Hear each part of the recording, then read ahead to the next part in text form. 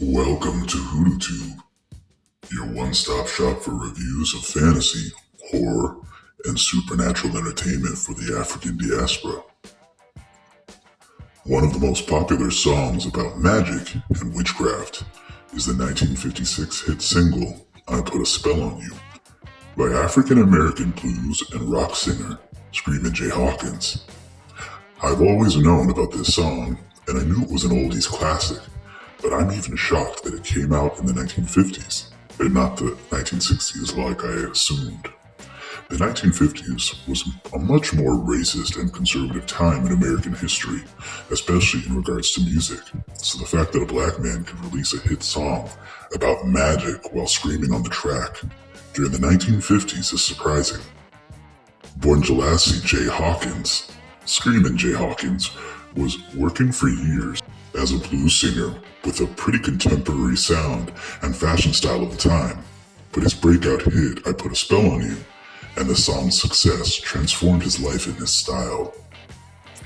The story behind the production of the song was that initially, Hawkins wanted the track to be a slow, soft ballad, but when he and the band ate a bunch of ribs and chicken and drank lots of liquor in the studio before recording, Hawkins sang the wild, loud version we hear on the actual song.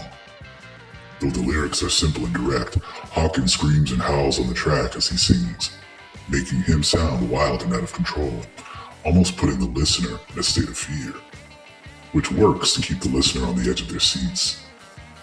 Saying, I put a spell on you because you're mine. Stop the things you do. Watch out, I ain't lying. Yeah, I can't stand no running around. I can't stand you, no put me down. I put a spell on you because you're mine. End quote. Clearly this song is supposed to be like a love spell, taking over the recipient's mind and keeping the control in the hands of the spellcaster.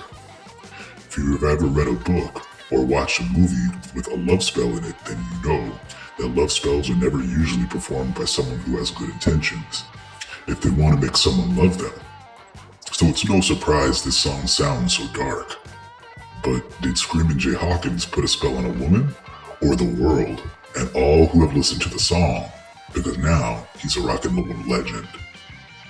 This song came on Hawkins' album entitled At Home with Screamin' J. Hawkins, but it was placed on the B-side of the record entitled Little Demon. So obviously, J. Hawkins was playing with the dark side on this record. Because of the success of the song, Screamin' J. Hawkins switched up his style and became a mystic in his music, his fashion, and in his performances, leaning into shocking, supernatural performance motifs.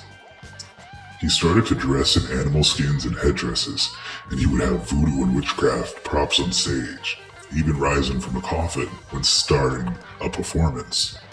While some may see these stage antics as mild now, back in the 1950s and 60s, people would have seen this as much more shocking, which was likely part of his allure to fans.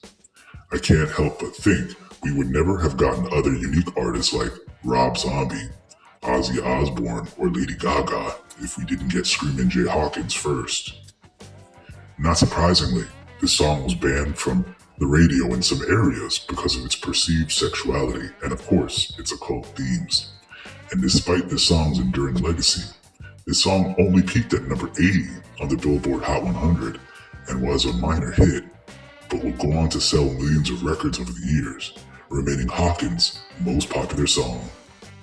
This song's legacy will likely endure for many generations, and it has been covered by other major musicians throughout the years, including Nina Simone and Annie Lennox.